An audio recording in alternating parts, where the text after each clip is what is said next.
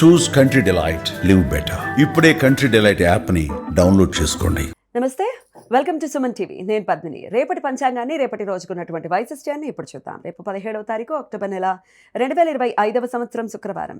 శ్రీ విశ్వావసు నామ సంవత్సరం దక్షిణాయనం శరదృతువు. రేపు ఆశ్వయుజ మాస బహుళపక్ష ఏకాదశి తిథి పగలు 11:12 వరకు, తదుపరి ద్వాదశి తిథి.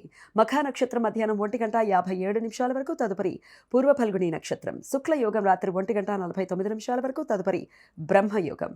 బాలవకరణం పగలు 11:12 వరకు, కౌలవకరణం రాత్రి 11:42 వరకు, తదుపరి తైతులకరణం ఉంటాయి. సూర్యుడు కన్యా రాశిలో చిత్తా నక్షత్రం 2వ పాదంలో మధ్యాహ్నం 1:45 వరకు, తదుపరి తులారాశి చిత్తా నక్షత్రం 3వ పాదంలో సంచరిస్తాడు.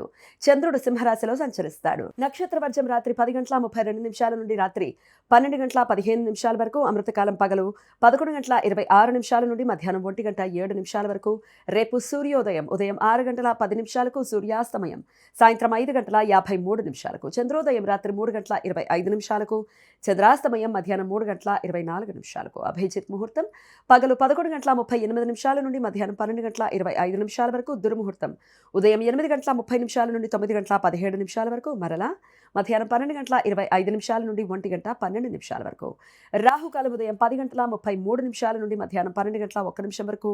గుళిక కాలం ఉదయం 7:38 నుండి 9:06 వరకు. యమగండం మధ్యాహ్నం 2:57 నుండి సాయంత్రం 4:25 వరకు. రేపు రమ ఏకాదశి. కొన్ని ప్రాంతాలలో రంభా ఏకాదశి పేరుతో వ్రతం ఆచరిస్తారు. లక్ష్మీదేవికి మరో పేరు రమ. భక్తులు రేపు ఉపవాసం ఉండి లక్ష్మీనారాయణులను పూజించి భగవద్గీత పారాయణం చేస్తారు. ఈ వ్రతం ఆచరించిన వారికి ఆరోగ్యం, ఐశ్వర్యం, సుఖ సంతోషాలు కలుగుతాయని భక్తుల నమ్మకం. బ్రహ్మ వైవర్త పురాణం ప్రకారం ఈ వ్రతం ఆచరించిన వారికి 100 రాజసూయ యాగాలు లేదా 1000 అశ్వమేధ యాగాలు చేసినంత ఫలితం కలుగుతుంది అని పురాణ వచనం. కొన్ని ప్రాంతాలలో రంభా ఏకాదశి పేరుతో వ్రతం ఆచరిస్తారు. రేపు భక్తులు ఉపవాసం ఉండి శ్రీకృష్ణుని పూజిస్తారు. రేపు ఉపవాసం ఉన్న వారికి ఎల్లుండి పారణ సమయం ఎల్లుండి సూర్యోదయం నుండి ఉదయం 8:30 వరకు ఉంటుంది. రేపటి పారణ భోజనంలో పప్పు ధాన్యాలతో చేసిన పదార్థాలను తినకూడదు. చాతుర్మాస్య దీక్షలో భాగంగా ప్రస్తుతం ద్విదళ వర్జం అంటే 2 బద్దలుగా ఉండే పప్పు, కందిపప్పు, మినపప్పు, పెసరపప్పు తదితరాలు తినకూడని సమయం ప్రస్తుతం జరుగుతున్నది. రేపు ద్వాదశి తిథి ప్రదోష కాలంలో ఉన్నందువలన రేపు గోవత్స ద్వాదశి నందిని వ్రతం. రేపు భక్తులు తాము పెంచుకుంటున్న ఆవులను, గేదెలను పూజించి వాటికి ప్రత్యేకంగా చేసిన గోధుమ పదార్థాలను తినిపిస్తారు. ప్రదోషకాలంలో గోవత్స ద్వాదశి పూజ ముహూర్తం సాయంత్రం 5:53 నుండి రాత్రి 8:20 వరకు. రేపు భక్తులు పగటిపూట పాలు, పాల ఉత్పత్తులు, గోధుమ ఉత్పత్తులు వినియోగించరు. మహారాష్ట్ర ప్రాంతంలో పశు బరాస్ పేరుతో దీపావళి వేడుకలు ప్రారంభిస్తారు. నిరయన రవి తులారాశిలోకి రేపు మధ్యాహ్నం 1:15 ప్రవేశిస్తాడు. అప్పటి నుండి సౌరమాన తులామాసం ప్రారంభమవుతుంది. కాబట్టి రేపు తులా సంక్రాంతి. పితృదేవతలకు శ్రాద్ధ విధులను నిర్వర్తించడానికి అనుకూలమైన విషువత్ పుణ్యకాలం రేపు పగలు 11:57 నుండి మధ్యాహ్నం 3:51 వరకు ఉంటుంది. కావేరీ సంక్రమణ స్నానం. తులారాశిలో రవి సంక్రమణం జరిగిన రోజు కావేరీ నదిలో పుణ్య స్నానాలు ఆచరించడం పుణ్య విధిగా భక్తులు భావిస్తారు.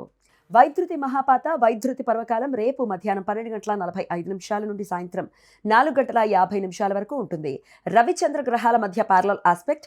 రవిగ్రహ క్రాంతి దక్షిణం వైపు, చంద్రగ్రహ క్రాంతి ఉత్తరం వైపు ఒకే 9:25 చేరుకోవడంతో రేపు మధ్యాహ్నం 2:40 ఇది ఏర్పడుతుంది. ఉపాసనా మంత్రాలు జపించడానికి, ధ్యానం చేయడానికి, నూతన మంత్రోపదేశం తీసుకోవటానికి మహాపాత కాలాలు అత్యంత అనుకూలం. ఈ సమయంలో చేసే మంత్ర జపాలు లక్షల సూర్యగ్రహణాల సమయంలో మంత్రజపం చేసినంత ఫలితాలను ఇస్తాయి. ఈ సమయం శుభకార్యాలకు అనుకూలం కాదు. మాసశూన్య తిథులు నిన్న ఉదయం 10:33 నుండి రేపు పగలు 11:12 వరకు ఉంటాయి. ఆశ్వయుజ మాసంలో వచ్చే దశమి, ఏకాదశి తిథులను మాసశూన్య తిథులు అని పిలుస్తారు. ఈ సమయంలో శుభకార్యాలు చేయడానికి అనుకూలం కాదు. ఈ సమాచారాన్ని మనకు అందించిన వారు మేడికొండూరు విశ్వనాథ్ ప్రసాద్ గారు. ఆయనకు కృతజ్ఞతలు తెలియజేస్తూ లక్ష్మీ స్మరణతో సమస్త సన్మంగళాని భవంతు. నమస్కారం.